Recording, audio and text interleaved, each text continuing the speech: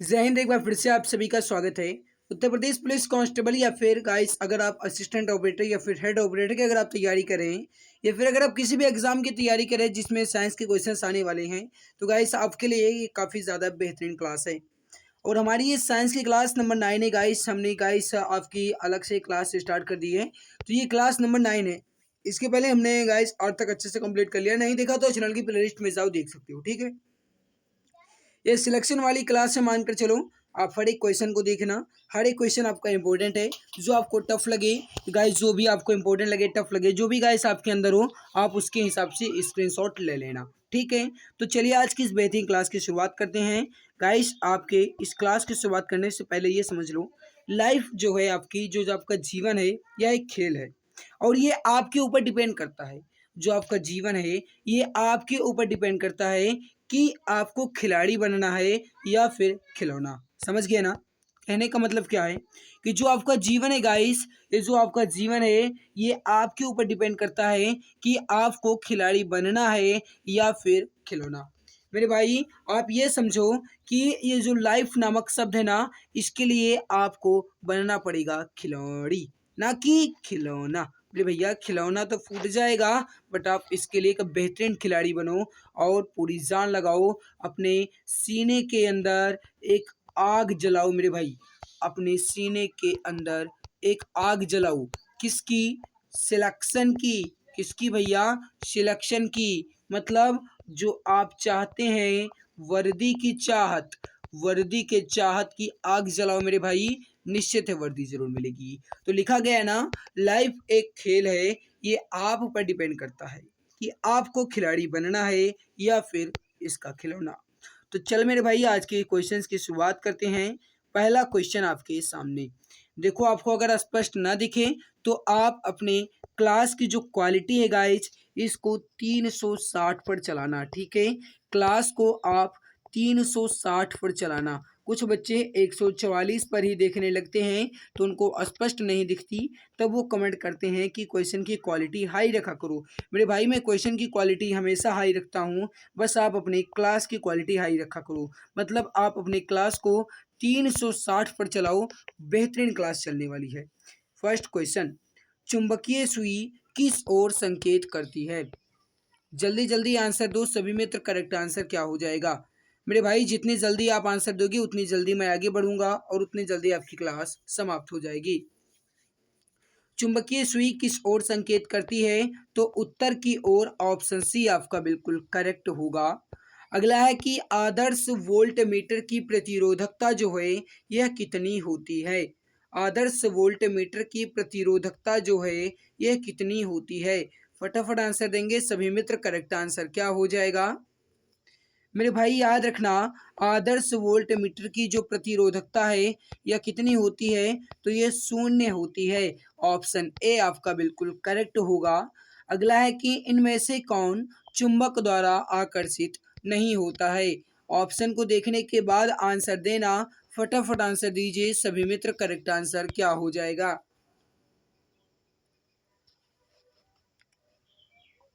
जल्दी जल्दी आंसर दो, गलती ना करो, फटाफट आंसर दो मित्र। तो चुंबक द्वारा इसमें आकर्षित कौन नहीं होगा? थोड़ा सा समझो, जल्दी से आंसर लाओ। फटाफट आंसर क्या हो जाएगा? जल्दी जल्दी बताओ सभी मित्र, बताओ फटाफट। मेरे मित्र यहाँ पर जो एल्यूमिनियम है, जो एल्यूमिनियम है, ये जो है इसको चुंबक आकर्षित नहीं करेगा। ऑप्शन डी आपका बिल्कुल करेक्ट होगा। अगला है कि इसमें कौन अर्धचालक है? सेमीकंडक्टर इसमें कौन सा हो जाएगा? सभी मित्र फटाफट आंसर दो, करेक्ट आंसर क्या हो जाएगा? अर्धचालक इसमें कौन सा है? जल्दी जल्दी आंसर दो, गलती ना करो, फटाफट आंसर दो। मेरे मित्र याद रखना, इसमें अर्धचालक कौन सा हो जाएगा? जर्मेनियम। तो जो भी मित्र यहाँ पर ऑप्शन डी बता रहे हैं जर्मेनियम, बिल्कुल करेक्ट आंसर होगा, बिल्कुल परफेक्ट आंसर हो जाएगा। अगला है कि इसमें कौन अस्थाई चुंबक है? इसका आंसर आप सभी मित्र बता दो फटाफट, राइट आंसर क्या हो जाएगा? अस्थाई चुंबक इसमें कौन सा है? तो इसमें आपको बताना है कि कौन अस्थाई चुंबक है। इसका जो करेक्ट आंसर होगा, जो भी प्यारे भाई बहन बता रहे हैं कि इसमें अस्थाई चुंबक की बात की गई ना, याद रखना मेरे मित्र, लाउड स्पीकर। लाउड स्पीकर जो यहाँ पर है इसमें अस्थाई चुंबक होता है। करेक्ट आंसर क्या हो जाएगा आपका? Option A. अगला है कि विषुवत रेखा पर नमन कोण का मान कितना होता है? विषुवत रेखा पर नमन कोण का मान कितना होता है? आज जो भी क्वेश्चन आपके लिए लाए गए हैं, ये सारे के सारे क्वेश्चंस आज के इम्पोर्टेंट बहुत हैं। तो आप मित्र हर एक क्वेश्चन को अच्छे से देखना, हर एक क्वेश्चन आपका इम्पोर्टेंट है। तो सभी मित्र बता दो इसका करेक्ट आंसर क्या हो जाएगा। अब देखो, समझो, विषुवत रेखा पर नमन कोण का मान कितना होता है? तो वह होता है 0। सही आंसर क्या होगा आपका? 0 होता है मेरे भाई।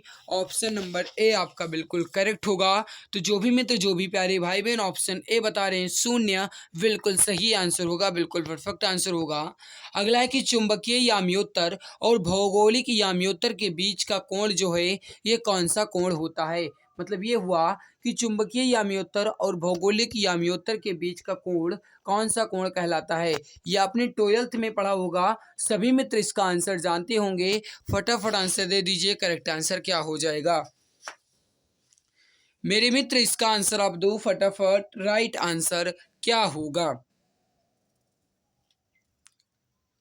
अब देखो, क्वेश्चन आपका बहुत ही ज़्यादा इंपॉर्टेंट है। देखो, चुंबकीय याम्योत्तर और भौगोलिक याम्योत्तर के बीच का कोण कौन सा कोण होता है? आपसे ये पूछा गया। मेरे मित्र याद रखना, कौन सा होता है? तो वो होता है दिक्पात कोण। यहाँ पर सही आंसर क्या होगा आपका? Option A. तो जो भी प्यारे भाई बहन, प्यारे मित्र यहाँ पर बता रहे हैं दिक्पात कोण, बिल्कुल करेक्ट आंसर हो जाएगा। ऑप्शन नंबर ए आपका बिल्कुल सही होगा। अगला है मोबाइल चार्जर होता है। मोबाइल चार्जर क्या होता है गाइस? इन्वर्टर होता है, यूपीएस होता है, ऊंचाई ट्रांसफार्मर होता है या अपचाई ट्रांसफार्मर होता है? मेरे मित्र आप सभी जानते हैं कि ट्रांसफार्मर जो है ये मुख्यतः दो प्रकार का होता है, एक ऊंचाई ट्रांसफार्मर और एक अपचाई ट्रांसफार्मर। मेरे मित्र याद रखना, ऊंचाई ट्रांसफार्मर और अपचाई ट्रांसफार्मर ये दो प्रकार के होते हैं। ट्रांसफार्मर ट्रांसफार्मर किस सिद्धांत पर कार्य करता है? अगर आपसे ये पूछा जाता है तो याद रखना, अन्योन्य प्रेरण के सिद्धांत पर। किस सिद्धांत पर? मैं यहाँ पर लिख भी दे रहा हूँ, ये आपका इंपॉर्टेंट है तो याद रखना, ठीक है। अन्योन्य प्रेरण के सिद्धांत पर ट्रांसफार्मर जो है ये वर्क करता है। और मोबाइल का जो चार्जर होता है मेरे भाई, यह एक अपचाई ट्रांसफार्मर होता है, ठीक है। याद रखना, मोबाइल के चार्जर में जो ट्रांसफार्मर लगा रहता है वह अपचाई ट्रांसफार्मर लगा रहता है। यहाँ पर सही आंसर हो जाएगा आपका ऑप्शन डी। निम्न में से कौन विद्युत चुम्बकीय प्रेरण पर आधारित युक्ति है? इसका आंसर आप सभी बताएंगे। इसमें कौन विद्युत चुम्बकीय प्रेरण पर आधारित युक्ति है? फटाफट आंसर दो मेरे भाई। इसमें आपके दो ऑप्शन सही होंगे, ठीक है। और यहाँ पर आप कूट भाषा देख लो, मैं लिख दे रहा हूँ, ठीक है। फर्स्ट ऑप्शन है आपका ए एंड वी दोनों, सेकंड है आपका वी एंड सी दोनों, और थर्ड है आपका सी एंड डी दोनों। अब इसका आंसर आप दो, मतलब ए बी या फिर बी सी या फिर सी डी। मतलब इसका आंसर है दो कि विद्युत चुम्बकीय प्रेरण पर आधारित युक्ति कौन सी हो जाएगी? तो मेरे भाई डायनेमो और विद्युत मोटर, डायनेमो और विद्युत मोटर ये दोनों के दोनों विद्युत चुम्बकीय प्रेरण पर ही आधारित युक्ति है। तो ऑप्शन डी आपका बिल्कुल सही आंसर और ऑप्शन सी आपका बिल्कुल सही आंसर हो जाएगा। अगला है कि कौन प्रति चुंबकीय पदार्थ नहीं है? मेरे भाई नहीं है बात कर रहा है, इसमें भी आपका दो ऑप्शन होना चाहिए, ठीक है। थोड़ी इसमें मिस्टेक है, तो इसका ए आंसर आप लिख लो गाइस, ए एंड वी दोनों। वी आंसर आप लिख लो केवल और केवल वी। और सी आंसर आप लिख लो सी, और सॉरी डी यहाँ पर लिखो डी। और डी आंसर लिख लो आप नन। तो कौन इसमें प्रति चुंबकीय पदार्थ नहीं है मेरे भाई? इसमें लोहा और निकेल, लोहा और निकेल ये दोनों के दोनों गाइस जो हैं ये प्रति चुंबकीय पदार्थ नहीं है, अणुचुंबकीय हैं। यहाँ पर सही आंसर क्या होगा आपका? ऑप्शन ए एंड वी दोनों। तो जो भी प्यारे भाई बहन, प्यारे मित्र यहाँ पर ऑप्शन ए एंड वी दोनों बता रहे हैं, बिल्कुल परफेक्ट आंसर हो जाएगा। चलो मेरे प्यारे भाई अगला क्वेश्चन की तरफ बढ़ते हैं। अगला है कि निम्न में कौन अणुचुंबकीय पदार्थ है? इसका आंसर आप बताएंगे। इसमें अणुचुंबकीय पदार्थ कौन सा हो जाएगा? सोडियम या फिर गाइस कहा जाए जिन्हें आप Na से प्रदर्शित करते हो, तो सोडियम जो है मेरे भाई, सोडियम जो है ये एक अनुचुंबकीय पदार्थ होता है। ऑप्शन डी आपका बिल्कुल करेक्ट आंसर हो जाएगा।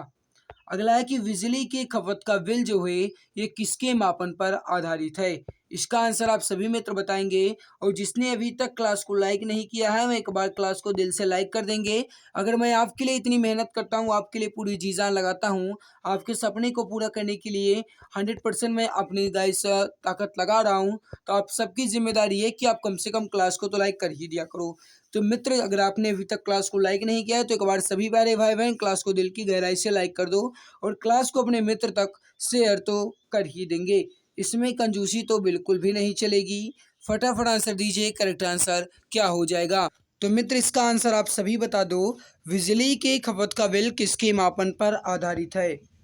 इसका सही आंसर हो जाएगा, वह हो जाएगा वॉट के मापन पर, या फिर जिन्हें आप कहते हो वॉटेज के मापन पर। तो ऑप्शन ए आपका बिल्कुल करेक्ट आंसर हो जाएगा। अगला आपके सामने की अति चालक वह चालक है जिसका विभव शून्य होता है, धारा, प्रतिरोध, प्रेरकत्व क्या शून्य होगा। इसका आंसर आप सभी मित्र बता दो, करेक्ट आंसर क्या हो जाएगा। और जिसने क्लास को लाइक नहीं किया है, वे क्लास को तो लाइक कर ही देंगे, गलती बिल्कुल भी ना करें, क्लास को लाइक कर दें। देखो भैया, अति चालक वह चालक है जिसका जिसका क्या भैया, जिसका प्रतिरोध, जिसका रेसिस्टेंस जो है ये शून्य होता है, प्रतिरोध जो है ये शून्य होता है, उसे अति चालक पदार्थ कहते हैं। ऑप्शन सी आपका बिल्कुल करेक्ट आंसर हो जाएगा। अगला है कि साइक्लोट्रॉन का उपयोग होता है।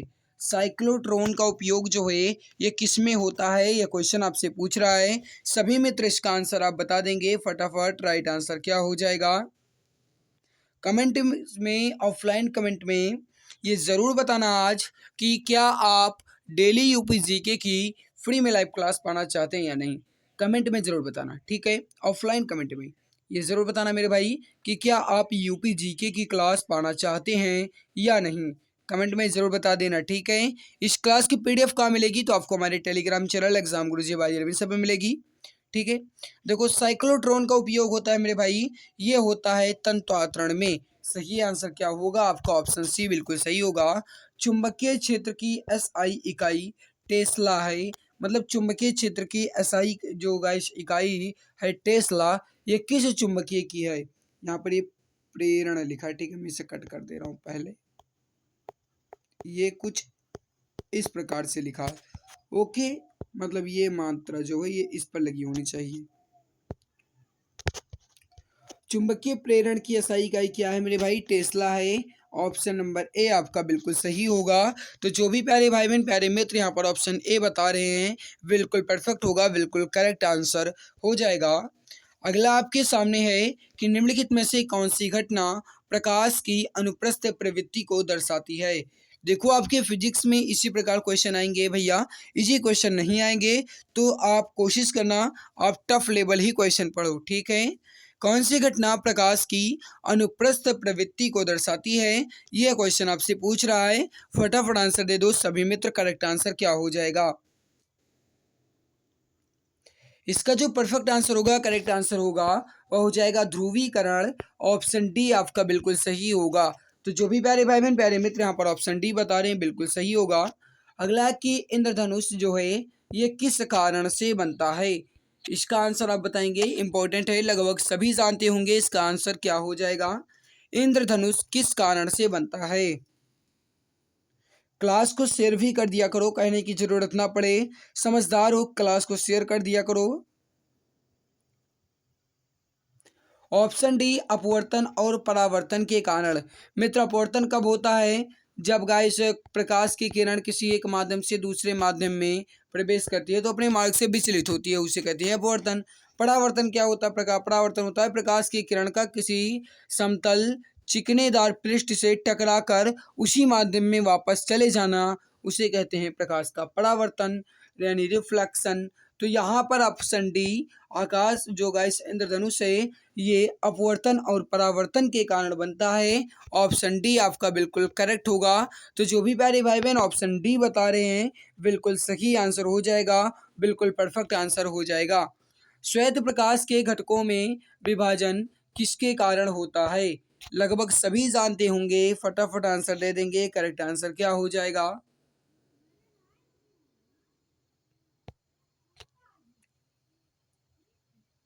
श्वेत प्रकाश यानी सफेद प्रकाश के घटकों में विभाजन किसके कारण होता है? प्रकीर्णन के कारण होता है।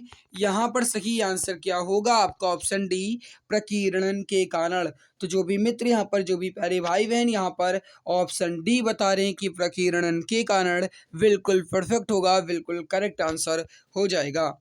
अगला है कि साबुन के बुलबुले पर श्वेत प्रकाश डालने से रंग दिखाई देते हैं, इसका कारण क्या है? समझना इम्पोर्टेंट है। साबुन के बुलबुले पर श्वेत प्रकाश डालने से रंग दिखाई देते हैं, इसका कारण?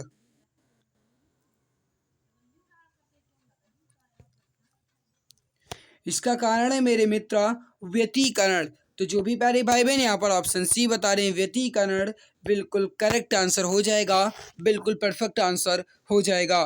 तो यहाँ पर गाइस हमने फिजिक्स के कुल मिलाकर के 20 क्वेश्चन से लेकर आए थे, ठीक है।